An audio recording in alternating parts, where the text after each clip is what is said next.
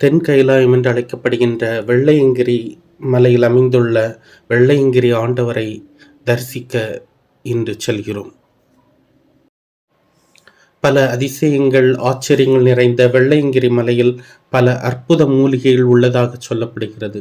இங்குள்ள 7 மலைகளும் ஒவ்வொரு வகையான தனித்துவமும் சிறப்புகளையும் கொண்டது. இங்கு ஏராளமான சுனைகளும் சிறிய கோவில்களும் உள்ளன. 7 மலைகளை கடந்து மலை உச்சியில் இருக்கும் வெள்ளையங்கிரி ஆண்டவரை தரிசித்தால் கைலாயத்திற்கு சென்று சிவனை தரிசித்த பலன் கிடைக்கும் என்பது நம்பிக்கை.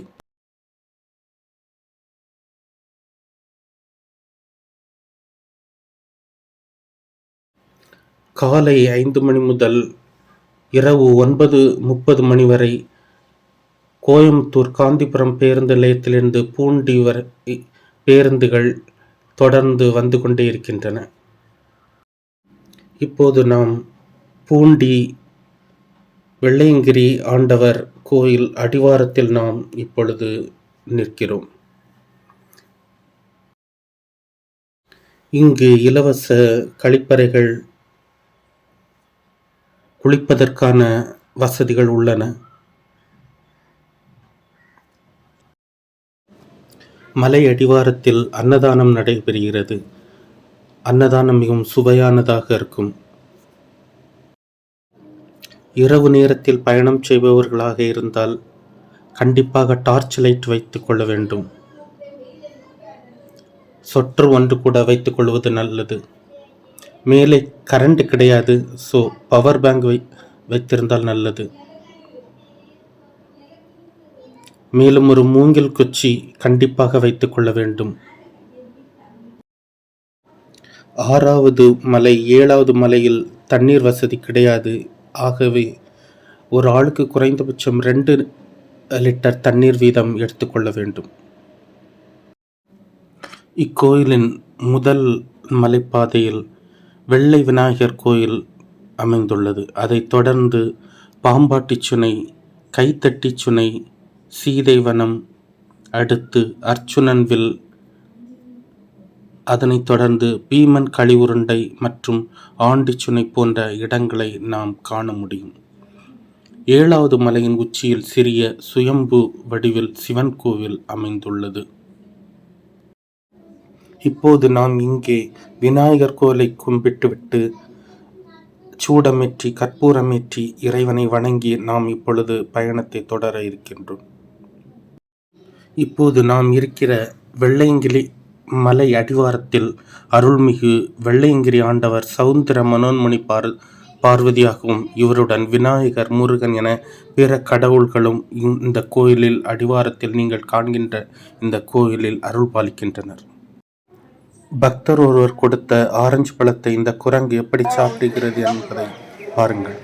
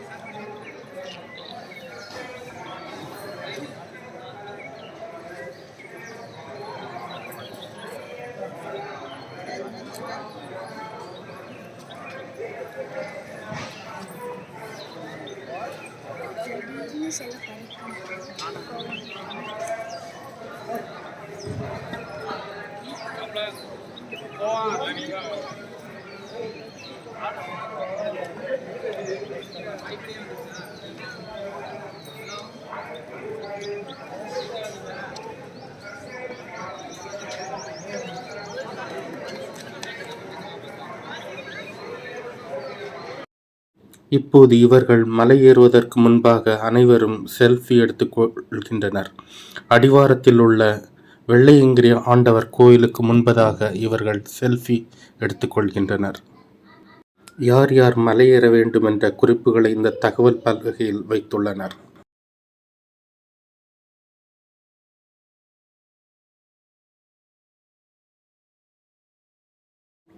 நாங்கள் இப்பொழுது மலை அடிவாரத்திலிருந்து மலை ஏறுவதற்கு ஆயத்தமாக இருக்கின்றோம். இப்பொழுது அதற்காக மலையேற நாங்கள் தயாராக செல்கின்றோம்.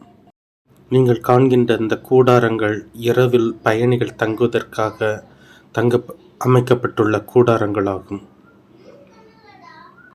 இப்போது நாம் இங்கு அம்மனை வழிபட்டு நாம் இப்பொழுது பிரயாணத்தை தொடர இருக்கின்றோம். இப்பொழுது இந்த இடத்தில் மூங்கில் குச்சிகள் ஏராளமாக வைக்கப்பட்டுள்ளன. இவைகளில் இருந்து நாம் 2 மூங்கில் குச்சிகளை தேர்ந்தெடுத்துள்ளோம்.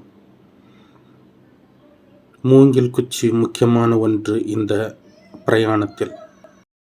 நாம் மூங்கில் குச்சி விலைக்கு வாங்குவதாக இருந்தால் ரூபாய் 30 கொடுத்து வெளியில் வாங்கி கொண்டு வரலாம். அல்லாத பட்சத்தில் நாம் இங்கிருந்து எடுத்துக்கொள்ள முடியும். இப்போது நாம் முதல் மலையில் பயணத்தை ஆரம்பித்துக் கொண்டிருக்கிறோம். இது படிக்கட்டுகள் அமைந்தது. 1000 படிக்கட்டுகளை கொண்டது. படிக்கட்டுகள் மேலும் கீழுமாக ரொம்ப உயர்ந்த படிக்கட்டுகளாக இருக்கும்.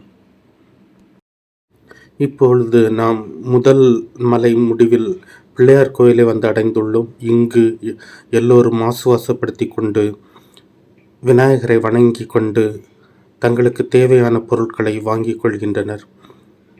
இந்த விநாயகர் கோயிலில் படிக்கட்டுகளை கடந்த பின்னர் அனைவரும் ஆசுவாசப்படுத்திக் கொள்கின்றனர். இங்கு வெள்ளரிக்காய், தர்பூசணி பழம் போன்ற ஜூஸ்கள் போன்றவைகள் வாங்கிக் கொள்ளலாம். மேலும் பிஸ்கட்டுகள் மற்றும் வாட்டர் பாட்டில்கள் கூட இங்கே கிடைக்கும்.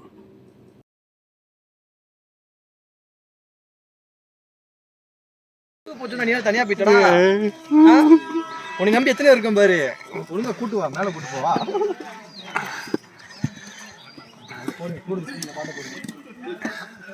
வெயில் வந்தாச்சே. ஆகா, இனி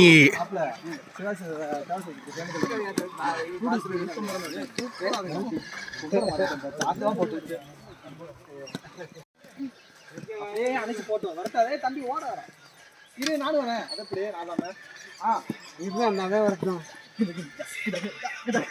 முன்னாடி போ, பெரிய வளர்ச்சியா இருக்கு. காட்டுங்க, நான் பார்த்துக்கிடுறேன். பலா மரம் மாதிரி தானுமா, ஏதோ செம்பருத்தி சக்க மாதிரி இருக்குது. அப்படிதான். இப்போது இந்த குழுவோடு நாம் பிரயாணத்தை தொடர்ந்து கொண்டிருக்கிறோம்.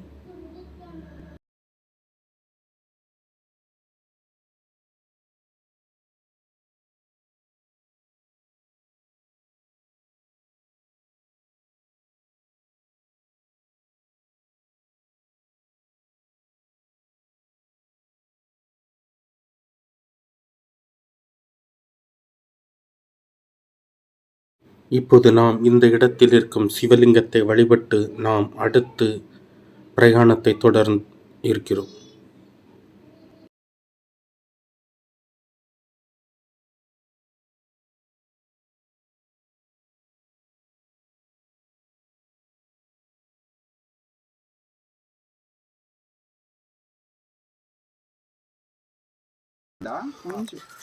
இது 2வது மலையில் உள்ள லிங்கமாகும். முதல் மலை கடந்து 2ஆம் மலையில் உள்ள லிங்கம் ஆகும்.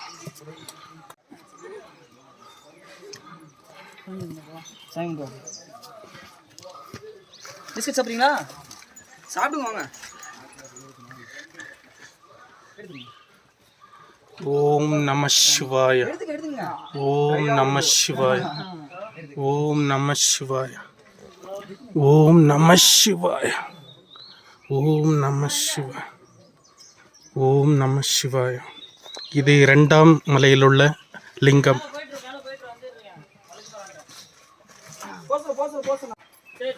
நம சிவாய.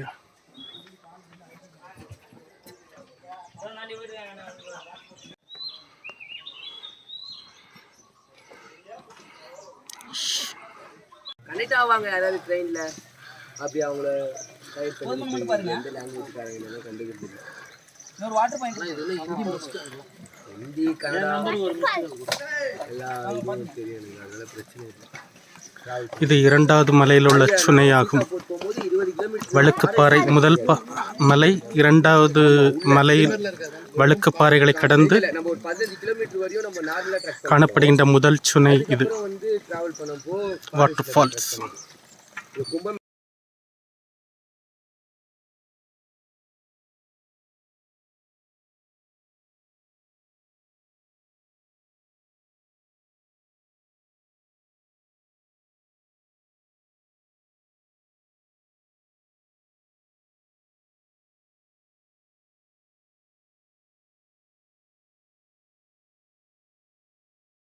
அவங்களுக்கு எப்படி தெரியாது? அது எனக்கே தெரியும். நீங்க மூஞ்சியே மூடி எடுத்து வந்து சொன்னாலும் முதல் சுனை, இரண்டாவது மலையில் உள்ள முதல் சுனை இது.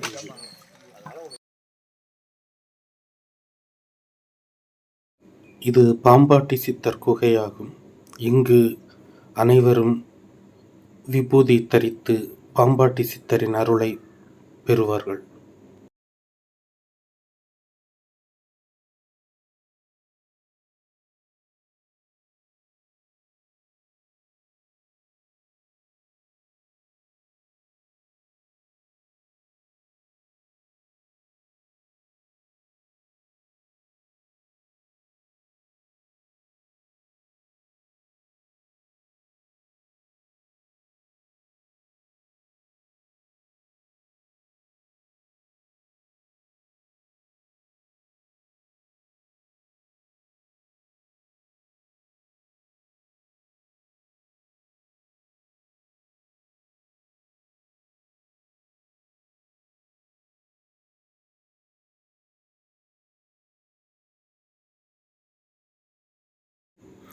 நாமும் சென்று பாம்பாட்டி சித்தரின் அருளை பெறுவோம்.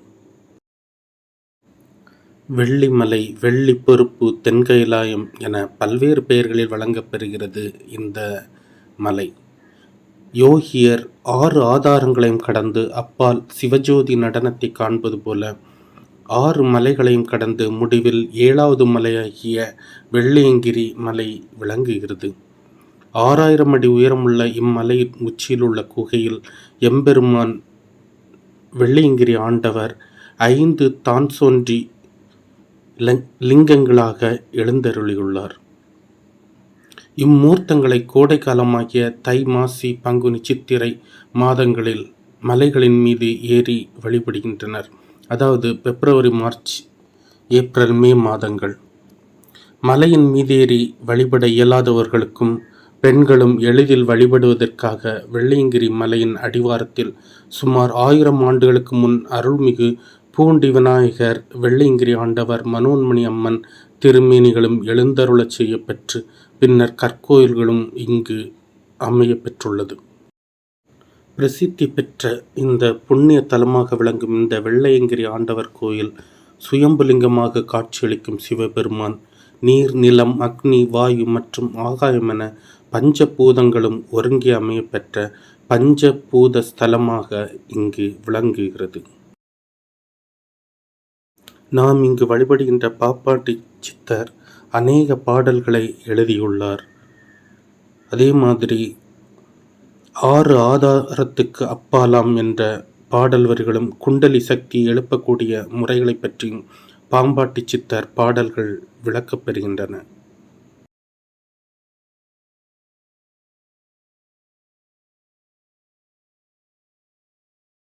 நாம் அங்கங்கு வாய்ப்பு கிடைக்கும் போதெல்லாம் தன்னை ஆசுவாசப்படுத்தி கொண்டு அநேக குழுக்களும் அங்கங்கே அமர்ந்து ரெஸ்ட் எடுத்துக் கொள்கின்றனர். இப்பொழுது நாம் பார்க்கிற இந்த கம்பு கட்டைகள் கூட உட்கார்வதற்கு நிர்வாகத்தாரால் ஏற்பாடு செய்யப்பட்டுள்ள கம்பு குச்சிகளாகும். மேலும் ஃபாரஸ்ட் டிபார்ட்மெண்டால் அங்கங்கே போர்வை போன்ற நிழல் தரும் போர்வைகள் அங்கங்கே விரிக்கப்பட்டுள்ளன. அதில் நாம் அமர்ந்து உட்கார்ந்து ஆசுவாசப்படுத்திக் கொள்ளலாம். இங்கு சிவன் பஞ்சலிங்கேசனாக 6 அடி அகலமுள்ள சிறிய குகையில் அருள் புரிகிறார். தென்கைலாம் என்று அழைக்கப்படும் இந்த வெள்ளியங்கிரியில் சுயம்பு மூர்த்தியாக காட்சியளிக்கிறார்.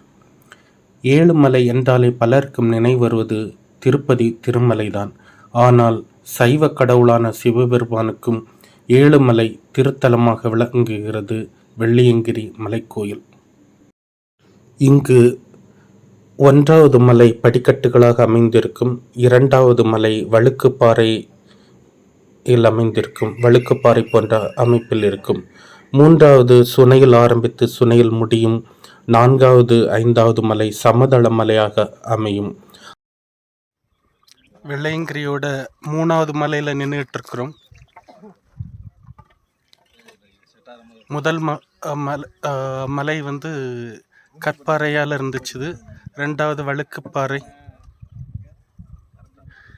இப்பொழுது மணல் மேடான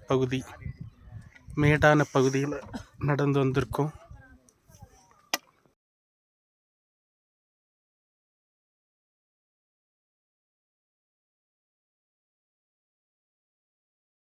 ஆறாவது மலை கீழே நோக்கி இறங்குகிற மாதிரி அமைந்திருக்கும், அங்கே ஆண்டிச்சுனை அமைந்திருக்கும். 7வது மலை ஈசன் மலை, ரொம்ப சவால் நிறைந்த மலையாக இருக்கும்.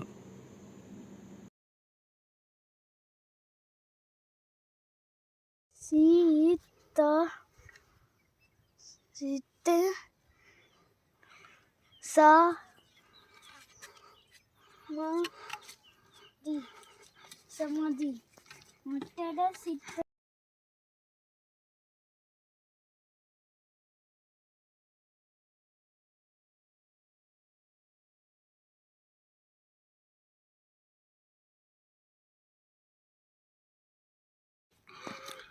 இந்த ஒட்டன்சித்தர் சமாதிங்கிறது இந்த வெள்ளையங்கிரி மலை ஏறுவதற்கு படிக்கட்டுகள் அமைக்க உதவி செய்தவர். இந்த மலை பாதை அமைத்து கொடுத்தவர் இந்த ஒட்டன்சித்தர். அவருடைய சமாதி இந்த இடத்தில் அமைந்துள்ளது.